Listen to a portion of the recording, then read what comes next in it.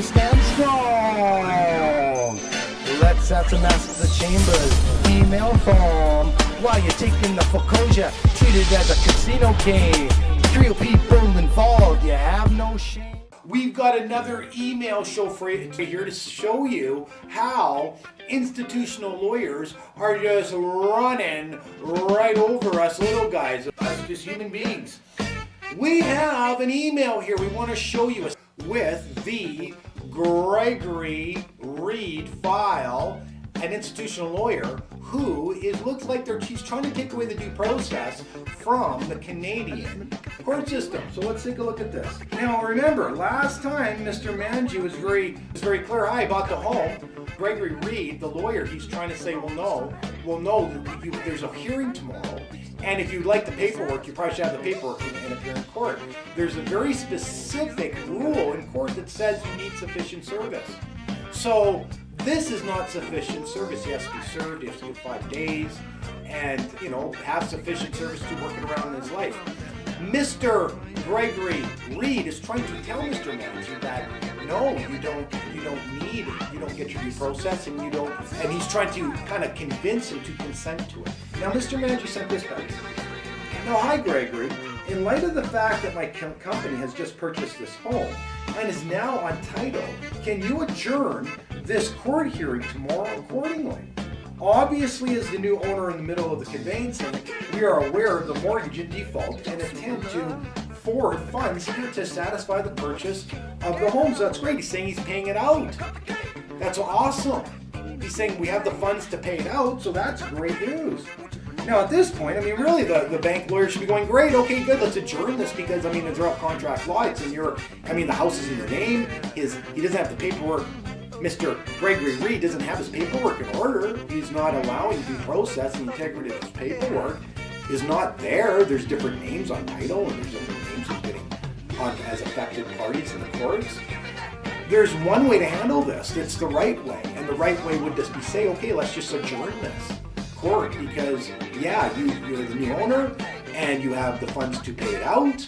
Mr. Manji continues on, though, it wouldn't make any sense to be having this hearing and asking for an order of sale to plaintiff and changing ownership to the bank when we have a financer. He has financing ready to close the deal and pay the existing equipment contract. We appreciate your cooperation. At this point right now, it's very simple. In order to get due process and make things fair, it would be Mr. Gregory Reed, the institutional lawyer, just to say, let's adjourn this. What's the rush? At the very worst case, if I don't agree with what you say, of course you'll get your due process, and I will serve it to you and make the papers up, and it takes 5 extra days. So that's due process. So now let's see what happens here. So Mr. Manji is very clear. No, I do not consent to that because I know my rights and I know my due process and what should happen. Now it says here, it's very, very interesting. Gregory won't back down. He says, well, Mr. Manji, I know that your company has been on title for some time and has done nothing to pay my client. My client is proceeding with its application. I suggest that you attend court tomorrow as advised. Now, it's very interesting. Him himself, Mr. Reed, is saying that, yes, I've now noticed you're entitled. So I noticed how long you were there. Now, keep in mind, he said he was there for a long time. It was about 3 weeks, but keep in mind, in a real estate deal, it's called conveyancing. It takes time for the owner, to sell his home to the buyer and the financer to be there to actually show up at land title. It's not like buying and selling gum. This is still unacceptable from an institutional lawyer because he should just be going down one path. Okay, sure, let's adjourn it. But no, he's trying to bring it to the point where, no, I'm just going in and taking away your due process from another Canadian family and business people in order for the courts to prosper and the banks to prosper. And it is an institutional lawyer. It is Mr. Gregory Reed not allowing due process to just a fellow Canadian, another Canadian here. Let's find out, because let's keep an eye on this one. What's really going to happen, all right? Peace out. We'll see you later. See you next time. Tiger Fitz here.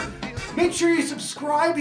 Don't forget to subscribe. You can learn about the Chief Executive Officer status. This is going to allow you to have the necessities of your life through your bond. This bond makes $400,000 a year and it's for your necessities of life. Learn more about it. Subscribe. We also have business opportunities for anybody who wants to be a human rights activist and get into the conflict resolution industry. Hit the online education button, guys.